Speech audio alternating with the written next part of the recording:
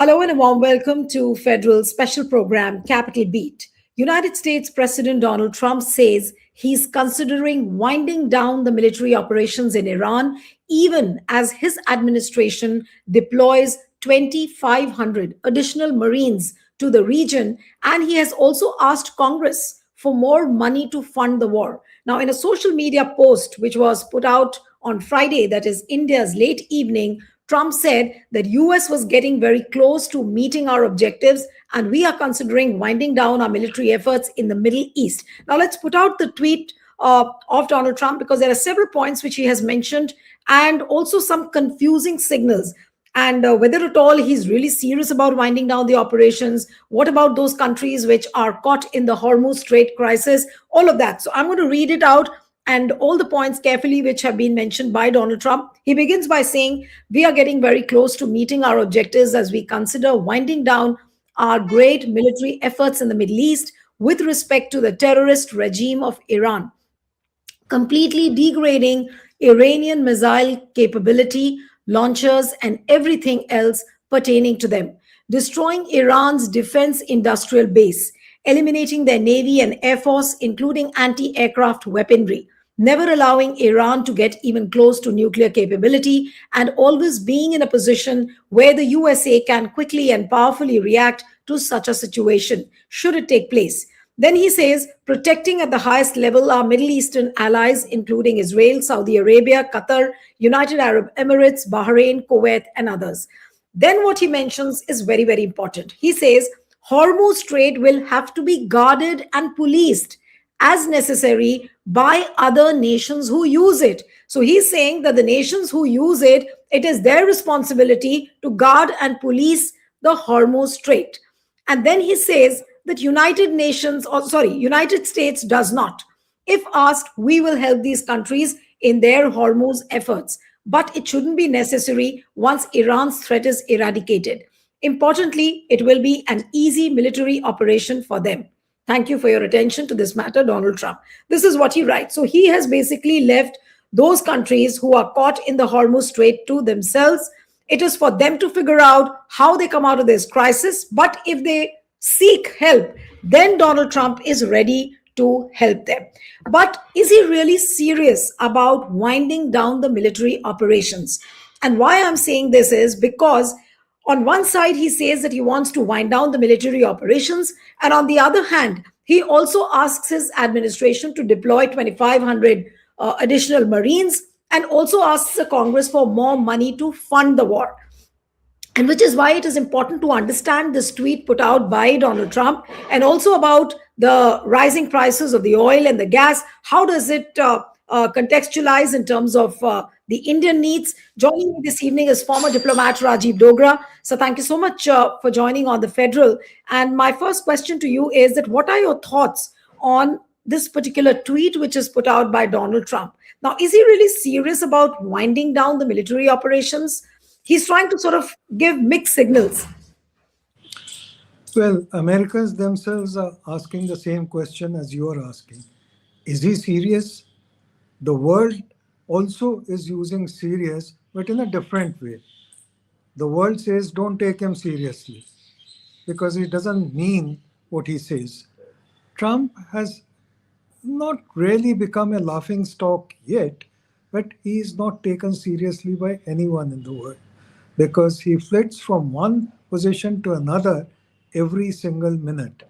And the basic, if a psychologist were to analyze his tweets, they would probably point to the fact that he is losing badly in this war against Iran, that he had miscalculated, ignored the advice of his own military generals who were against this, who warned him that it will be a bad war. But for reasons which were entirely personal, and most speculations refer to Epstein and some kind of an Israeli hold on him. What that hold is, no one is willing to put his last penny on that, but there are hints enough that Israel has some kind of a personal hold on him.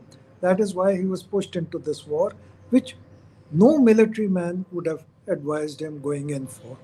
As for Israel is concerned, more or less the opinion is unanimous that Israel pushed USA into this war because Netanyahu was facing domestic pressures where he could have been imprisoned for felonies or uh, various criminal cases against him.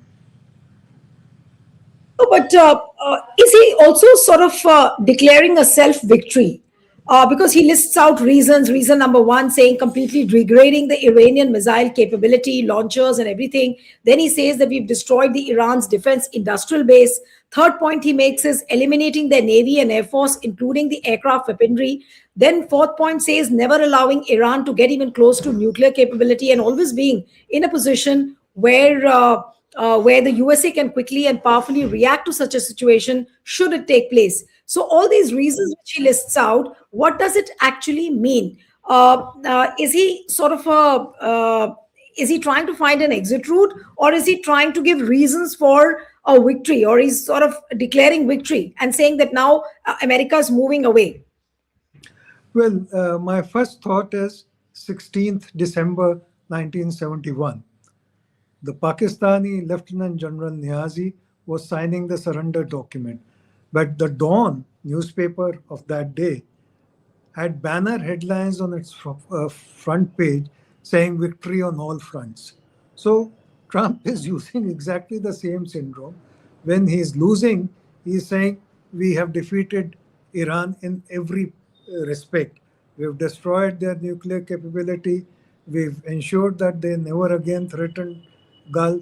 We have ensured virtually their exit from Gulf. We have also ensured that Hormuz will stay open forever. Now, these are exactly the issues where Iran is sticking to its position from day one that we want America out. We want America having no interference at all in the Strait of Hormuz. We do not want America to restrict our nuclear capability. And we want America to never threaten us again. So, what Trump is saying has been contradicted from day one by Iran. So there's no meeting ground between the two if Trump sticks to his mantra ad nauseum.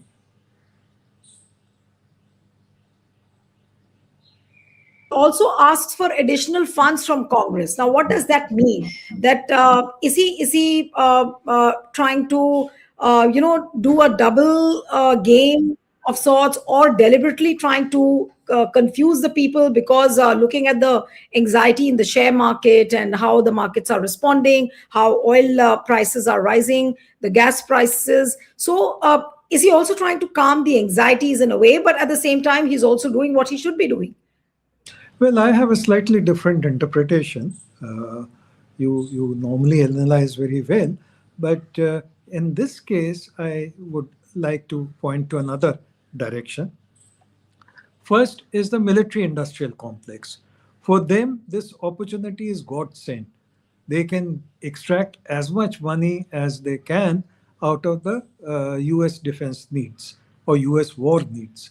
So that is why this sum of $200 billion, which may be chicken feed for America probably, because America sort of dips into the Federal Reserve and keeps on taking out billions. That is why it is under the debt of $39 trillion.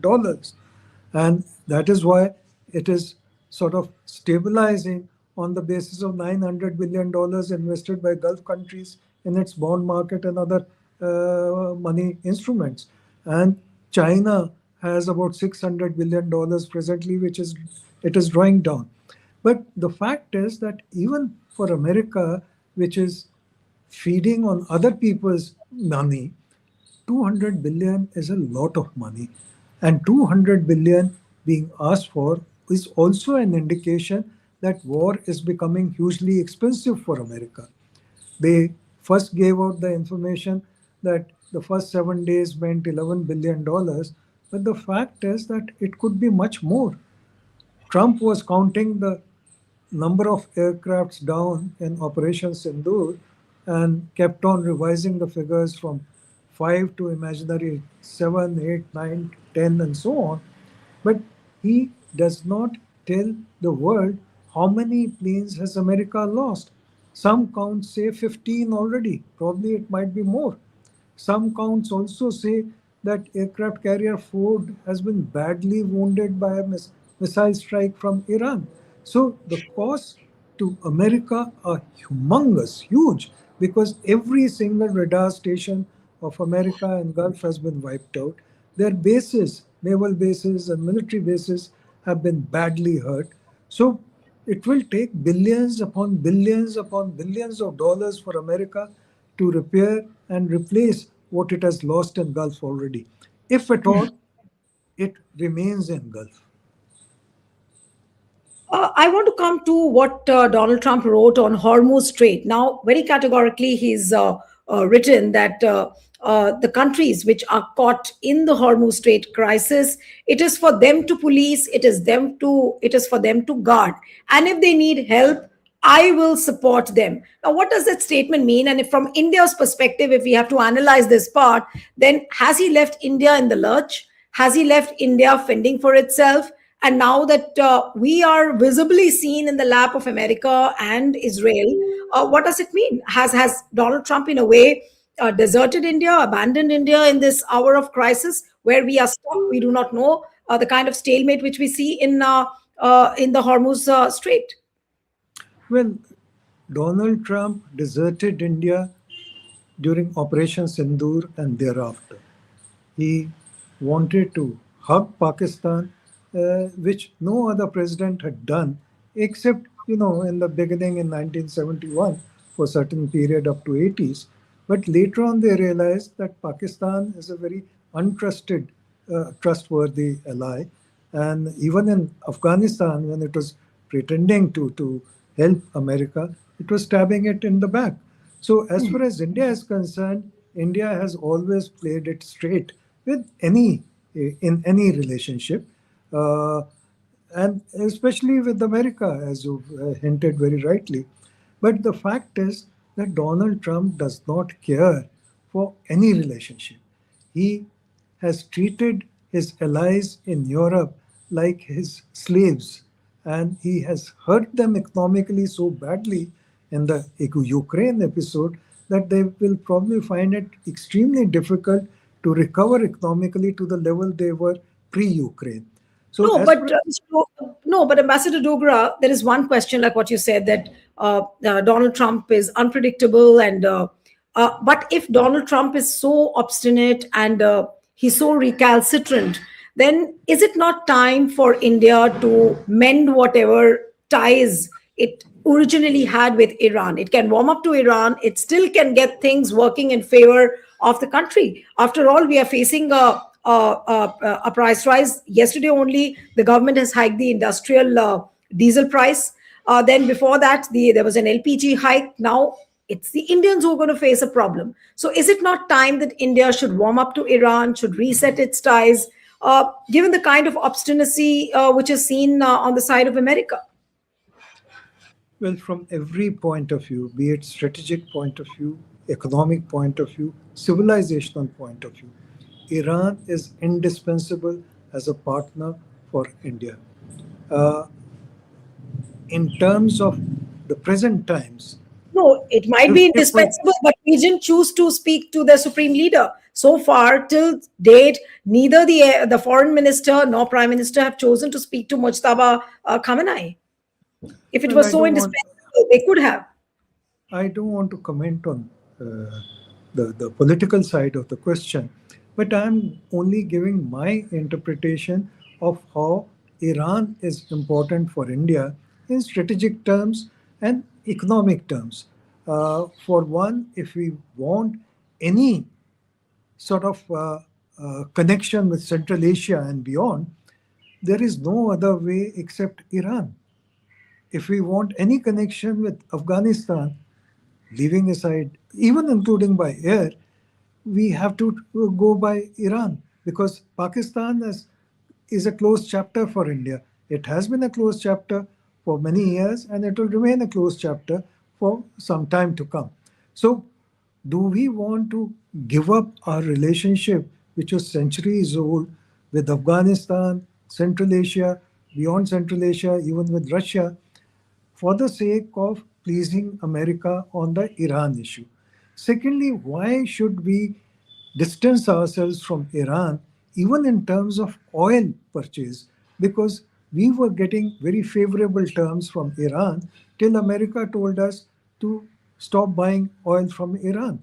So the loss to India has been in terms of billions of dollars, both with regard to the sanctions that America imposed on Iran as well as later on Russia. So thinking for ourselves, I think it makes no sense to obey America on these sanctions. Sometime, Yes. I think calculation needs to be done as to how great has been the national loss on this account. Absolutely, and you very well put, and which is why I was asking that is it not time that India should repair whatever losses we've made? But coming to the fact that India, I was reading that India is also trying to explore various options. We are trying to buy oil from South Africa, from South African nations, and replenish our stocks for the oil for the month of May. And likewise, and we do not know when this crisis is ending. Now, is it going to be difficult now for India? Minus Iran, if at all, because there have been sanctions. India has almost stopped buying oil from Iran. We are also dependent on cheap oil from Russia, for which we've got a waiver. And now, how long India will continue to buy from Russia, we do not know. What are the various options which India will explore right now? One, of course, is South Africa, from where it is thinking of buying oil for the month of May. And likewise, will they have to rework their options for various months? Well, firstly, the Russian oil is no longer cheap. We'll get it at the market price, and the market price, as you know, has already crossed $100 per barrel. Uh, as far as other sources are concerned, okay, you might get oil from Moon or Mars or whatever, but what about the transport cost? You'll have to pay additional transport cost for every drop of oil that you purchase from South Africa instead of from Saudi Arabia or Oman or UAE or elsewhere in Gulf. The second thing is oil is not the only need that India has in great measure. Gas is a huge essential for every household in India besides industry. And gas, the major supply for India is from Qatar and to some extent from UAE. Third, gas is not the only thing which India needs critically. India also needs fertilizer. And a large measure of fertilizer import for India comes from Gulf, from Saudi Arabia and other countries. Fertilizer is not the only story. There is also the helium, which is a byproduct of gas condensation in Qatar. Helium is an extremely essential commodity in a variety of uses in industry. That again we will be deprived of. So if Hormuz stays closed, if the war continues as it is continuing with attacks on energy resources, then India has a tight position in the months and hopefully not, but years ahead. But Ambassador, from the same tweet of Donald Trump, now if you look at what he has said on the Hormuz Strait, and I'm concerned about it because India's stakes are also involved in it, and he very clearly says that Hormuz Strait will have to be guided and policed as necessary by other nations who use. United States does not. Now, very with so much of arrogance, Donald Trump says that States doesn't need Hormuz Strait, and he suggests that US wants other countries to take the responsibility even though the region remains unstable. Now, is it not very unfair, and should the nations now start speaking against this, that it was Israel and America who started the war? Why should other nations now take the responsibility of guarding and policing the Hormuz Strait? Well, in sum, what Trump says is, yes, I brought about this disaster. Now you mind the house. Now, you might say this is very unfair, but in Trump's world, this is not unfair. He is just taking the latest and the easiest exit route out for himself because he is in deep trouble domestically. Questions are being asked despite there's a huge amount of censorship both in America and Israel. And even the media in America, which is supposed to be independent, is afraid of asking questions because of penalties against the newspaper and TV owners. So things, unfortunately, are not that democratic anymore in America. Otherwise, in a previous age, the media would have made any president's life uncomfortable. They are waking up now, questions are being asked, and I think once body bags start arriving in larger measure numbers, and once the entire episode about the loss of technological superiority to America gets known, that will be a huge hurt to the American ego.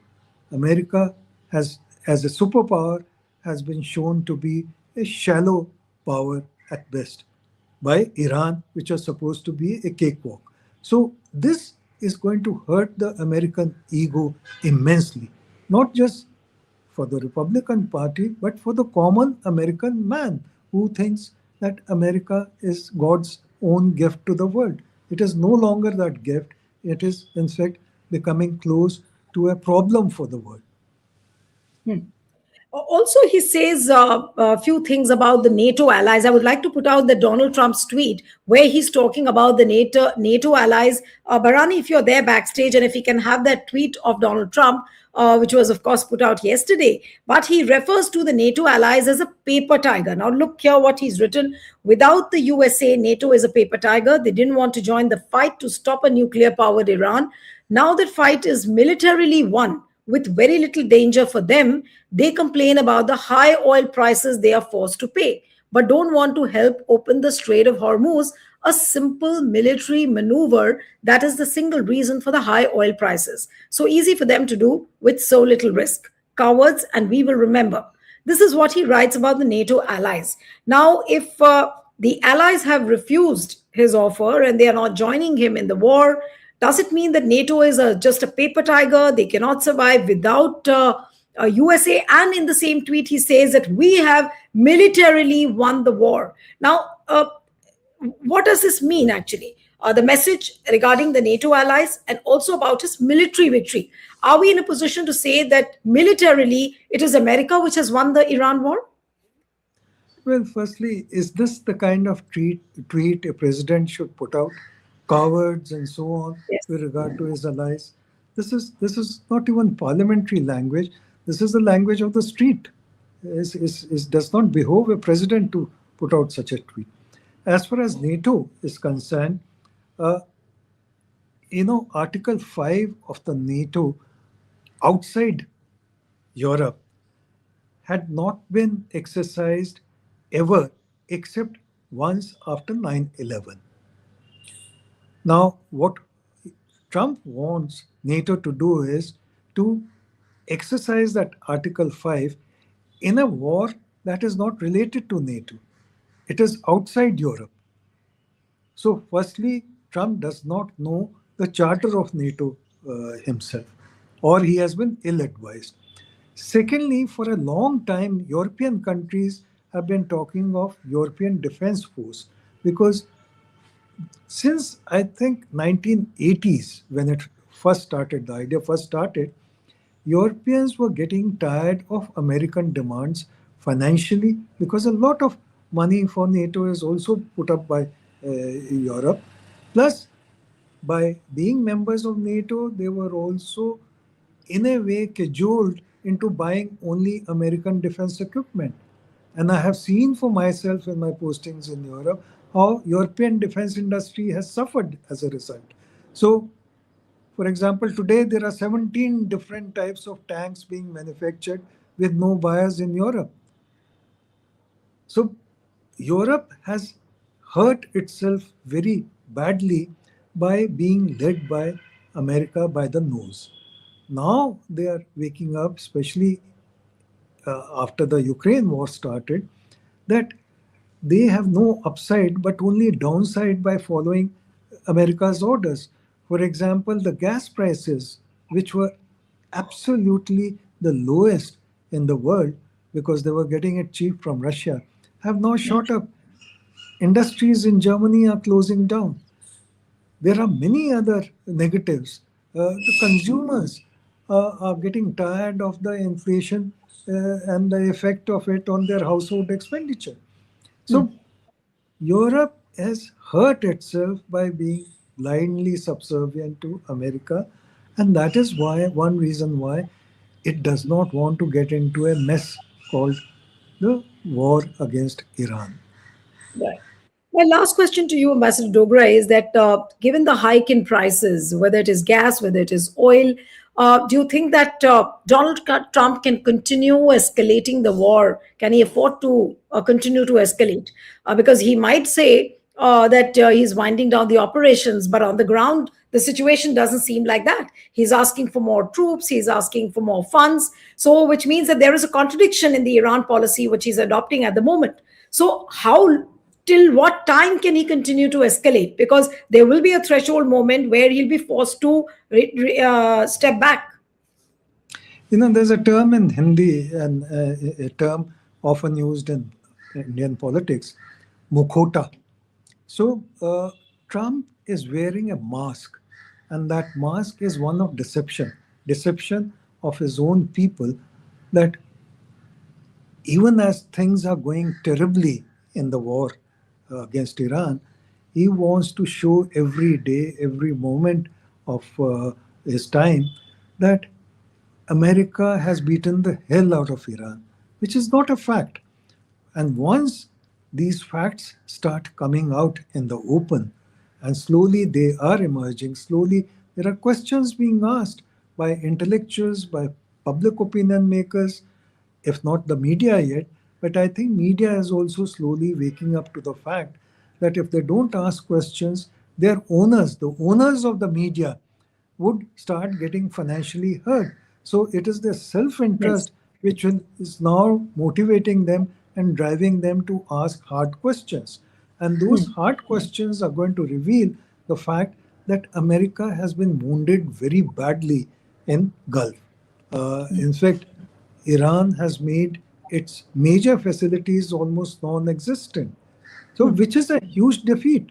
So, once Right. that starts coming out, then all the bravado that Trump is trying to put up will fall flat. Right. So, I think there are rough times ahead. But one point which I want to emphasize is that even if the war ends tomorrow, which I doubt, the effect of it would last for a very long time, and it would hurt us in India as badly as other countries. Maybe we may be able to absorb it better, but it will hurt us all the same. Right. All right, Ambassador Dogra, it was wonderful having you on the program. Thank you so much, sir. Thank you. Thank you.